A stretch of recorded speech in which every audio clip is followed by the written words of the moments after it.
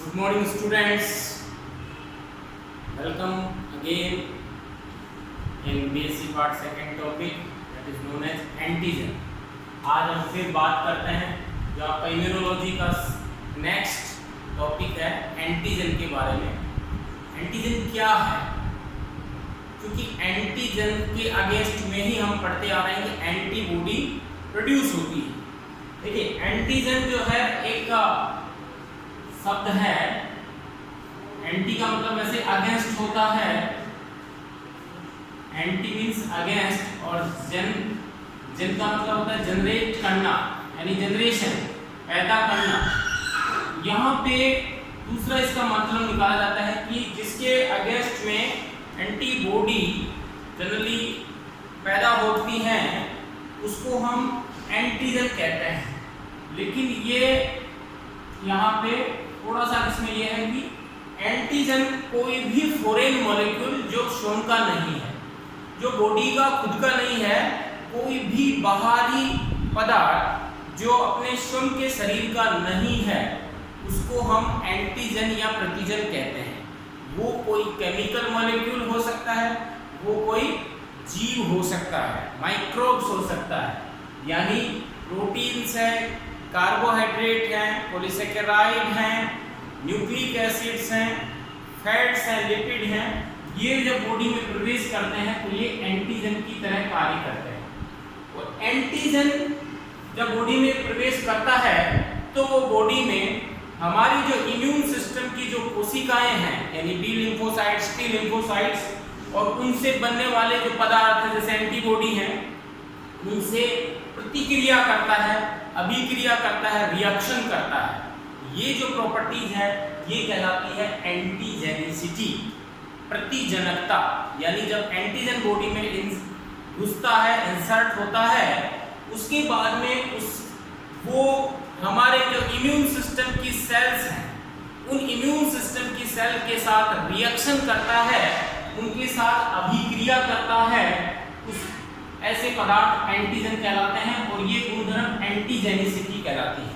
अर्थात इसका मतलब ये हुआ कि कोई भी पदार्थ, कोई भी बाहरी पदार्थ जो हमारी बॉडी का नहीं है, हमारा जो शरीर का जो इम्यून सिस्टम है उसको फॉरेन मानता है, उसको बाहरी पदार्थ मानता है, उसके अगेंस्ट में जो रिएक्शन देगा या उसके साथ में जो अभिक्रिया करेगा उसको एंटीजेनिसिटी कहते हैं, उसको एंटीजन कहते हैं। लेकिन कुछ पदार्थ ऐसे हैं जो एंटीजन हैं लेकिन बॉडी में आकर के वो इम्यूनोजेनिसिटी प्रोड्यूस करते हैं। इम्यूनोजेनिसिटी का मतलब है कि वो शरीर में हमारे इम्यून सिस्टम को प्रोवोक करते हैं, उत्तेजित करते हैं, और उनसे, जैसे कल पिछले टाइम पे बताया मैंने, एंटीबॉडी मीडिएटेड इम्यूनिटी यानी ह्यूमरल इम्यूनिटी जो कि बी सेल्स के द्वारा उत्पन्न होती है, वो बी सेल्स डेवलप करते हैं और उसके बाद में उनसे मेमोरी सेल्स और मेमोरी बी सेल्स और इफेक्टर बी सेल्स यानी प्लाज्मा सेल्स का निर्माण कर लेते हैं, जिससे कि फ्यूचर में प्लाज्मा सेल से क्या बनती है, एंटीबॉडी का निर्माण होता है उस पर्टिकुलर इम्यूनोजन के अगेंस्ट में। तो यानी वे पदार्थ, वे एंटीजन जो बॉडी में प्रवेश करने के बाद में हमारे इम्यून सिस्टम को उद्दीपित करते हैं, एक्साइटेड करते हैं, और उससे प्लाज्मा सेल और मेमोरी सेल बना करके और भविष्य में उसके प्रति इम्यूनाइज हो जाते हैं, एंटीबॉडी बना लेते हैं, या फिर सेल मीडिएटेड इम्यूनिटी जो होती है उसको उद्दीपित करके पर्टिकुलर प्रकार की विशिष्ट T lymphocytes, T helper cell, cytotoxic T cells का निर्माण कर लेते हैं। वे इम्यूनोजन कहलाते हैं और ये प्रॉपर्टीज इम्यूनोजेनिसिटी कहलाती है। तो मैंने दो चीज बताई, एंटीजेनिसिटी और इम्यूनोजेनिसिटी। स्लाइटली डिफरेंस ये है कि एंटीजन कोई भी बाहरी पदार्थ जो बॉडी में प्रवेश करता है और बॉडी के इम्यून सिस्टम से रिएक्ट करता है, वो तो हो गया एंटीजन, और ये प्रॉपर्टीज हो गई एंटीजेनिसिटी। लेकिन जो बाहरी पदार्थ बॉडी में घुसता है उसके बाद में वो रिएक्शन के साथ साथ हमारी बॉडी के इम्यून सिस्टम को प्रवोक करता है, इवोक करता है, या मैं कहूँ उत्तेजित करता है, और उससे इफेक्टर्स सेल्स डेवलप होती हैं, उससे बी लिम्फोसाइट डेवलप होती हैं, टी लिम्फोसाइट डेवलप होती हैं, और फिर प्लाज्मा सेल और एंटीबॉडी, विशिष्ट एंटीबॉडीज का निर्माण कर लेती हैं, जिसको हम कहते हैं इम्यून रेस्पॉन्स। वो इम्यून रेस्पॉन्स यदि पैदा होता है तब वो पदार्थ इम्यूनोजन कहलाता है। तब हम उस एंटीजन को इम्यूनोजन कहते हैं। ये एक लिटिल बिट थोड़ा सा छोटा सा फर्क है जो कि हमें समझना है। यानी यूं कह सकते हैं कि इम्यूनोजन वे सभी पदार्थ जो कि इम्यूनोजेनेसिटी पैदा करते हैं, रिएक्शन भी करते हैं और शरीर में इम्यून रेस्पॉन्स भी पैदा करते हैं, एंटीबॉडी भी बनाते हैं। लेकिन एंटीजन है, वो एंटीजन जरूरी नहीं कि वो क्या बनाए, एंटीबॉडी का निर्माण ही करे। वो केवल एंटीबॉडी से रिएक्शन कर सकते हैं। एंटीजन एंटीबॉडी प्रेसिपिटेशन रिएक्शन जो होती है वो कर सकते हैं सेल के साथ। Phagocytic cells, antigen presenting cells इनको प्रेजेंट कर सकती है, लेकिन जरूरी नहीं कि इनके अगेंस्ट में हमारी बॉडी इम्यून रेस्पॉन्स पैदा ही करे। तो यूं मैं कह सकता हूं कि all immunogen are antigens, but not all antigens are immunogens. यानी सभी इम्यूनोजन एंटीजन तो होते हैं, लेकिन सभी एंटीजन्स इम्यूनोजन नहीं होते। All antigens are not immunogens. ये दो चीजें हमें ध्यान रखनी है कि all immunogens are antigen but all antigens are not immunogens. जैसे एक एग्जांपल देखते हैं, कुछ पदार्थ होते हैं जिनको हम कहते हैं हेप्टेन। हेप्टेन्स जो होते हैं वे कम मॉलिक्यूलर वेट के रासायनिक पदार्थ हैं, जैसे कार्बोहाइड्रेट है, प्रोटीन है, लिपिड हो सकते हैं, पॉलीसेकेराइड। ये यदि इनका मॉलिक्यूलर वेट कम है तो ये बॉडी में प्रवेश करने के बाद, चूंकि ये फॉरेन पार्टिकल है, विदेशी पदार्थ है, बाह्य पदार्थ है, तो ये हमारे बॉडी में पाई जाने वाली एंटीबॉडी जो पहले से उपस्थित है और जो इम्यून सिस्टम की जो सेल है उनके साथ इनकी रिएक्शन होती है। लेकिन ये हेप्टेन छोटे मॉलिक्यूल हैं, ये बॉडी में इम्यूनोजेनेसिटी प्रोड्यूस नहीं कर पाते, इसलिए ये केवल एंटीजेनेसिटी तो प्रोड्यूस कर लेते हैं लेकिन इम्यूनोजेनेसिटी प्रोड्यूस नहीं कर पाते। यदि इनके साथ कोई दूसरा पदार्थ और जोड़ा जाता है तब जाकर के ये क्या बनते हैं, इम्यूनोजेनिक होते हैं। एग्जांपल है, जैसे एक है DNP, डाइनाइट्रोफिनोल जो है, एक एग्जांपल है इसका डाइनाइट्रोफिनोल। ये केमिकल कंपाउंड है, इसका मॉलिक्यूलर वेट कम होता है। इसी प्रकार हमें पता है पेनिसिलिन, नाम सुना है, पेनिसिलिन एंटीबायोटिक जो ड्रग है। पेनिसिलिन बॉडी में जाने पे छोटे छोटे टुकड़ों में टूट जाती है और इसके अगेंस्ट में किसी प्रकार की इम्यूनोजेनेसिटी प्रोड्यूस नहीं होती। लेकिन यदि इसके साथ कोई DNP या इसके साथ कोई कैरियर मॉलिक्यूल जोड़ दिया जाए, हेप्टेन कैरियर मॉलिक्यूल्स, वाहक मॉलिक्यूल जोड़ दिया जाए, तो ये DNP इम्यूनोजेनिक हो जाती है। इसके अगेंस्ट में भी हमारा बॉडी है इम्यून रिएक्शन शो करता है, यानी एंटीबॉडी बनाने लग जाता है। जैसे इसके साथ BSA गोएन सीरम एल्बुमिन या कोई प्रोटीन जोड़ दी, उसके बाद में ये जो DNP है नाउ इट बिकम इम्यूनोजेनिक, अब ये इम्यूनोजन कहलाएगा। इससे पहले हेप्टेन केवल एंटीजन कहलाता है, इससे पहले क्या कहलाता है, एंटीजन होता है। तो हम यूं कह सकते हैं कि वे पदार्थ जिनका मॉलिक्यूलर वेट 10,000 डाल्टन अर्थात 10,000 डाल्टन से कम होता है, इससे कम होता है और लगभग 6,000 डाल्टन से ऊपर होता है, अधिक होता है, तो ऐसे मॉलिक्यूल एंटीजन कहलाते हैं, एंटीजेनेसिटी प्रोड्यूस कर सकते हैं, but they are not immunogenic. 10,000 से ऊपर इनका मॉलिक्यूलर वेट यदि होता है तब जाकर के ये एक इम्यूनोजेनिक मॉलिक्यूल बनाते हैं, यानी बॉडी में एंटीबॉडी एंटीबॉडी बनाने में सक्षम होते हैं। तो ये इंपॉर्टेंट टर्म है वो एंटीजन के बारे में कही गई है। एंटीजन कई प्रकार के हो सकते हैं, जैसे हम यहाँ बात करें कंप्लीट एंटीजन, यानी वे मॉलिक्यूल्स जो कि जिनका मॉलिक्यूलर वेट 10,000 से अधिक है और जो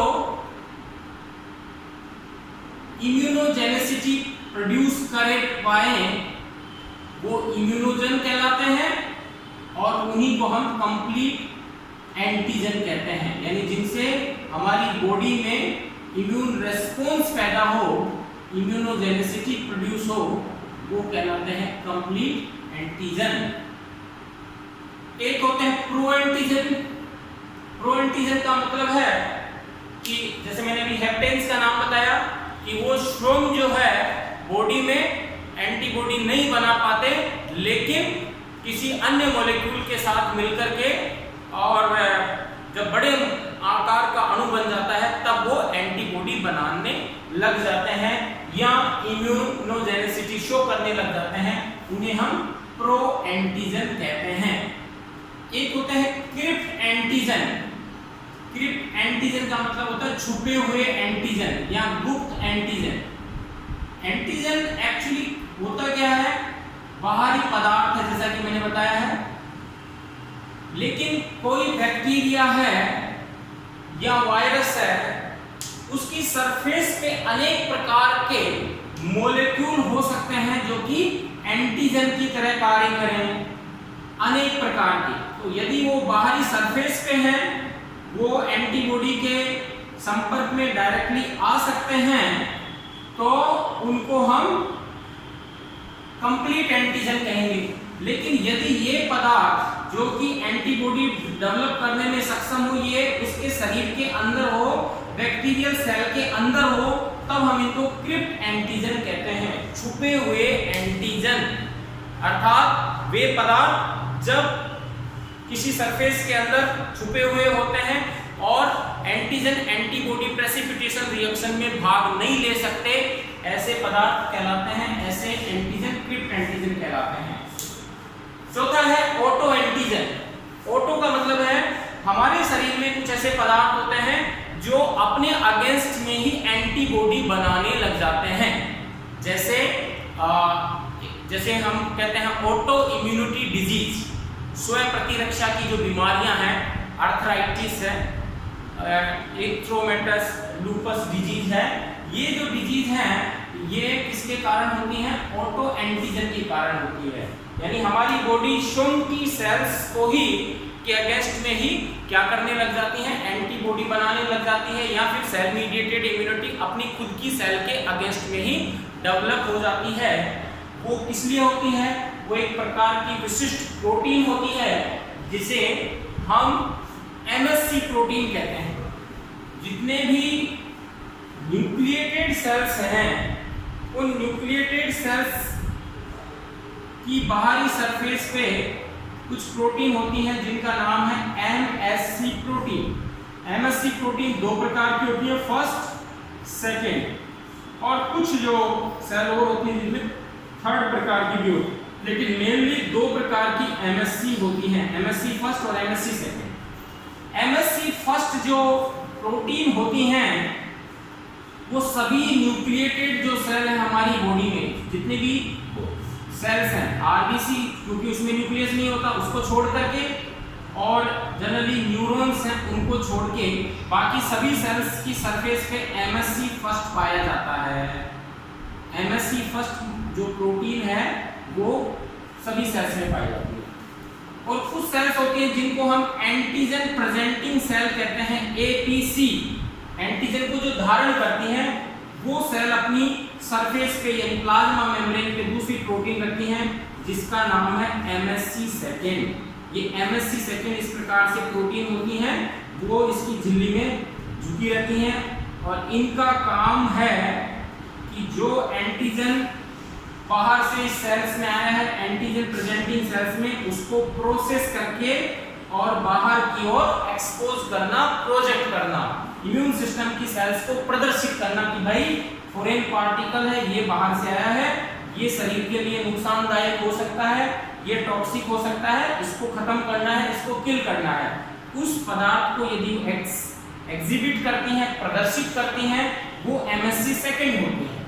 तो यदि कोई पदार्थ सेल के अंदर ही बनता है, डिफेक्टिव जीन के कारण कोई प्रोटीन बनती है, या फिर अंदर कोई सेल में वायरस मल्टीप्लाई हो रहा है और वो वायरस उस सेल को खत्म करने की कोशिश करता है, उस वायरस का पार्टिकल, या फिर कोई सेल ट्यूमर सेल में बदल जाती है, ट्यूमर मतलब कैंसर कोशिका में बदल जाती है, तो वो MSC फर्स्ट के द्वारा उस पदार्थ को बाहर रिप्रेजेंट करती है, प्रकट करती है, जिससे कि हमारे इम्यून सिस्टम की सेल उद्दीपित हो जाती हैं। तो कई बार क्या होता है, ऑटो इम्यूनिटी में ये जो MSC फर्स्ट है, ये अपनी ही कोशिकाओं की जो प्रोटीन है उसको प्रोजेक्ट करने लग जाता है और उसके कारण अपने ही जो शरीर की सेल्स के अगेंस्ट में मैक्रोफेजेज एक्टिवेट हो जाती हैं और उनको एंगल्फ करने लग जाती हैं। ऐसे एंटीजन कहलाते हैं ऑटो एंटीजन। ऑटो का मतलब स्वयं प्रतिजन, जिसको हम हिंदी में कह सकते हैं। लास्ट हम लोग कहते हैं एलो एंटीजन। एलो एंटीजन क्या होते हैं? एलो एंटीजन जो है वो एक ही सेल्स हैं, एक ही प्रकार की, उनके सरफेस पे भिन्न भिन्न प्रकार का जो प्रोटीन स्ट्रक्चर है, उसके कारण जो एंटीजेनिसिटी प्रोड्यूस होती है या इम्यूनोजेनिसिटी जिसके कारण बन सकती है, उसको कहते हैं एलो एंटीजन। जैसे हमारा ब्लड ग्रुप है, तो ब्लड ग्रुप में A blood group, B blood group, A B blood group, क्योंकि इनकी सरफेस पे डिफरेंट टाइप की क्या होती हैं, एंटीजन होती हैं। आरबीसी की बाहरी जो झिल्ली है, उस झिल्ली के ऊपर विभिन्न प्रकार की पॉलीसेकेराइड संरचनाएं होती हैं जो कि एंटीजन ए, एंटीजन बी और एंटीजन ए बी को प्रोड्यूस करती हैं, जो कि प्रदर्शित करती हैं, जिसके कारण हमारा ब्लड ग्रुप अलग अलग प्रकार का होता है, वो कहलाते हैं एलो एंटीजन।